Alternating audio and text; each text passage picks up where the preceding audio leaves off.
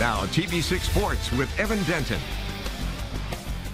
Hawkeye fans, young and old, flock to Kinnick Stadium not only to watch women's basketball, but to really celebrate women's sports in general. That's right, I've got my glove ready just in case. A lot of focus on the Cubs and Reds tonight, and with the additional attention on this game, local businesses are looking to score. The year is 1978. The movie Grease is in the theaters. Jimmy Carter is president, and Evan Massey is the new Galesburg girls basketball coach. Fast forward to 2023, Massey is still leading the Silver Streaks, and now he's on the brink of a coaching milestone. What a time to be a Hawkeye. 3 straight Big Ten tournament titles and a combined 52-9 record here inside of Carver Hawkeye Arena. Being coached by your dad is special. I know this firsthand. And here in the Quad Cities, a father-daughter duo is helping coach the next generation of softball players in Bettendorf. Happy Caitlin Clark at TPC Deer Run Day to those who celebrate the National Player of the Year, trading in her 3-point shot for a driver and a putter. Kate Martin has told us that this team is full of winners all year long, and tonight they proved that down the stretch. And Joey, this team's journey is not quite done yet. They're headed back to the Sweet 16. A dream come true for him, and a dream start this year for the River Bandits. They are 9-3. That is the best record in the Midwest League. The representation is important. It's important for young women to feel like they're being heard, for feel like they're being understood. 5, white. Referees are essential to sports. Without them, the games cannot be played. And then when I became a ref, watching the other little girls be shocked, stunned, giving me a high five, was rewarding in itself. I didn't need anything else but that. For a long time, though, it was difficult to find a female referee on the sidelines. I thought, wow, is this just not a thing that women do? I wasn't really sure. And so when I got into sports officiating, I've always really enjoyed being able to be around female sports athletes to let them know that, hey, this is an opportunity that you could potentially pursue someday too. It's really important to have female refs. I mean, growing up, we didn't have many. And we were really used to not having any. You didn't really realize what you were missing. So you don't know how to ref the girls' game sometimes unless you're used to it. And a lot of refs would ref us the same as the boys and wouldn't call fouls correctly. Ladies, anything else? All right, have fun tonight.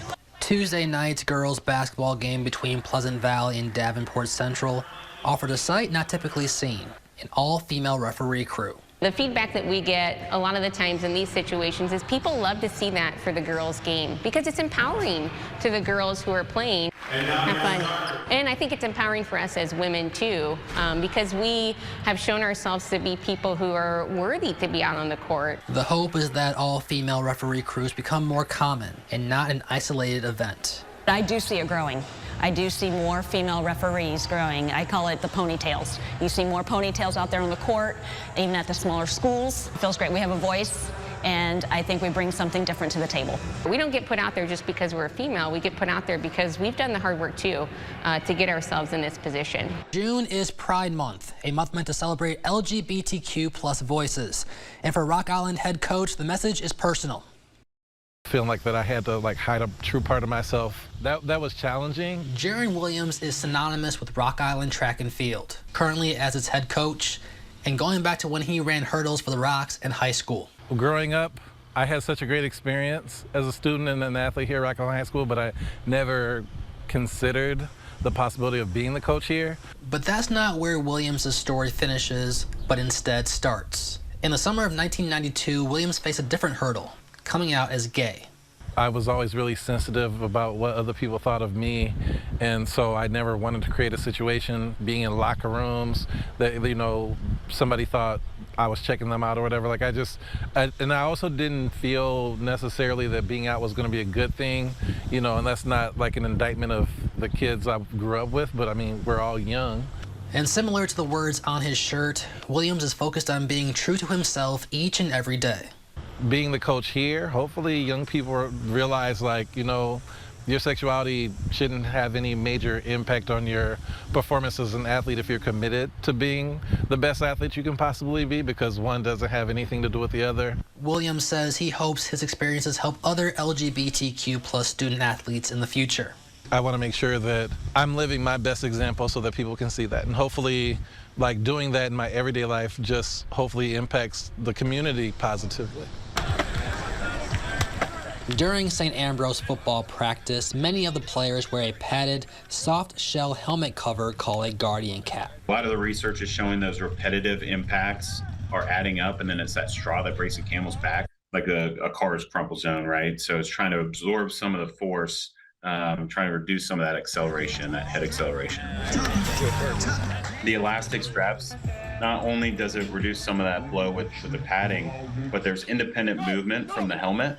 So it also redirects some of that force that way too. For St. Ambrose head coach Vince Phillip, bringing the guardian caps into his program was an easy decision. It's been something obviously that's been growing throughout the game of football. Obviously, if there's anything that we can do from an injury prevention standpoint, I'm all for it. So, you know, it was something that once I took over, kind of implemented right away, and we got, you know, for sure all the big guys, O-line, D-line guys, kind of all those in the box players.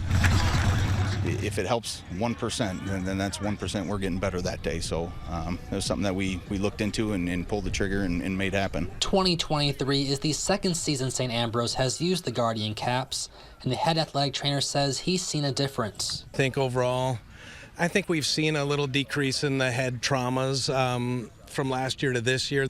Head traumas are the one area we really have to be cognizant of and protect those kids as best we can. As for the players wearing the guardian caps, I like them.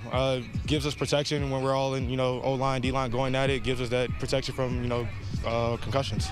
According to Guardian Sports, guardian caps are worn by over 300,000 athletes nationwide, ranging from high school football to the NFL. So the NFL did their own independent research on the product. They found an average reduction in harm, which is head acceleration response metric, of about 9 to 10%. The younger we can get a player in a guardian cap, we feel the better over the course of his career. More from Rock Ridge. Bull. Now you see me, now you don't. The pump fake and the drive for the bucket. Rockets lead 30-22 going into the fourth quarter. I have Erickson right at the camera, and Ashley makes the catch, crashing into the boards. The 12-yard score. The Wheelers now lead this one 12-0. Some nice dance moves right there as well. The leadoff hitter, Bryce Buckley, showing off the power to deep center field, and that ball is out of here. Game is tied up at 1.